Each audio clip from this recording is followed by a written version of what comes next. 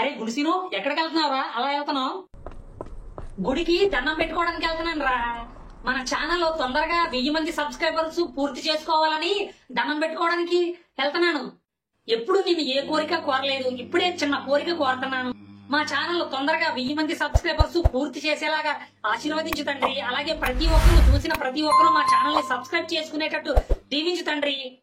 ఒరే గుడిసిను ఏంట్రా ఏంట్రా అంటావేంట్రా? ఒరిస్సాలోని పూరి శ్రీక్షేత్రంలో వెలకట్టలేని సంపదని గుర్తించి రీసెంట్ గా ఓపెన్ చేశారంట. నీకు ఈ విషయం తెలీదా? నిజమేరా బాబు, ఎప్పుడో రాజుల కాలంలో నిధి నిక్షేపాలు భద్రపరిచేవారని విన్నాను రా. ఇప్పుడు రీసెంట్ గా చూస్తున్నాను పేపర్ లో దీనికోసమే హాట్ న్యూస్. అరే తమ్ముడు సీను గుడిసీను, నిజమేరా, నేను కూడా పేపర్ లో చదివాను. ఒరిస్సాలోని పూరి శ్రీక్షేత్రంలో ఉన్న అంతులేని రహస్య సంపదను 46 సంవత్సరాల తర్వాత బయటికి తీసి లెక్క పెట్టబోతున్నారంట్రా.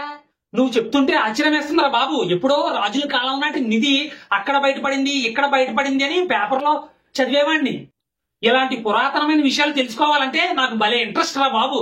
ఇంతకీ అక్కడ బయటపడిన రహస్య నిధి ఎంత ఉంటుందంటావు? ఎంత సంపద ఉన్నది అనేది ఇంకా ఎవరికి తెలియదురా. మొత్తం 3 రహస్య గదులు ఉన్నాయంట్రా. అందులో 2 గదులను ఓపెన్ చేసి ఆ గదుల్లో ఉన్న అంతులేని రహస్య సంపదను, పురుషోత్తముడికి సమర్పించిన ఆభరణాలను, నగలను స్వామివారి గర్భగుడికి సమీపంలో ఉన్న చగండా గోపురంలో భద్రపరుస్తారంట్రా. అరే నాకు తెలియక అడుగుతాను, అంత సంపదను ఎలా భద్రపరుస్తున్నారా బాబు? దానికోసం ఏమన్నా ప్లాన్ చేస్తున్నారా? అరే మొదట 2 రహస్య గదులను ఓపెన్ చేశారు అన్నాను కదా. ఆ గదులలో ఉన్న అంతులేని రహస్య సంపద నిధిని, వజ్ర వైడూర్య మణిమాణిక్యాలు, ఆభరణాలను ప్రత్యేకంగా తయారు చేయించిన 6 చెక్క పెట్టెల్లో భద్రపరిచి స్ట్రాంగ్ రూమ్ లో భద్రపరిచారంటరా. వామ్మో, 6 చెక్క పెట్టలే! ఎంత సంపద ఉందరా బాబు దాంట్లో? అదే క్రాక్సీను, 6 చెక్క పెట్టెలే అంటే ఆశ్చర్యపోతున్నావు. ఇలాంటివి 15 చెక్క పెట్టెలు చేయమని ఆర్డర్ ఇచ్చారంటరా 3 గదుల్లో ఉన్న సంపదను భద్రపరచడానికి. 2 గదిలే తెరిచారన్నావు కదా, మరి 3వ గదిని తెరవలేదా? అక్కడ ఉన్న 3 కీస్ తోని తెరవడానికి ట్రై చేశారంట, కానీ తెరుచుకోలేదంట. 2 గదులను మాత్రం తాళాలు పగలగొట్టి లోపలికి వెళ్లారంట.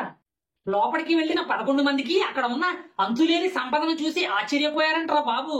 పురాతన కాలం నాటి కర్ర పెట్టెలు, అర్మలాలలో దాగి ఉన్న అంతులేని సంపదను నిజంగానే చూసి ఆశ్చర్యపోయారంట. వెలకట్టలేని సంపద అంటారా బాబు. అరే అప్పటికే 2 గదులలో ఉన్న ఆభరణాలను బయటకు తీసుకురావడానికి చాలా టైం పట్టిందంటరా. ఇక 3వ గదిలో ఉన్న ఆభరణాలను తరలింపు సాధ్యం కాదని గదికి సీల్ వేసారంట. 18వ తారీఖున ఓపెన్ చేద్దామని. 18వ తారీఖున తెరుస్తారంటరా. 3వ రహస్య గదిలో ఉన్న సంపదను అంతటిని బయటికి తీసుకువచ్చి స్ట్రాంగ్ రూమ్ లో భద్రపరుస్తారంట.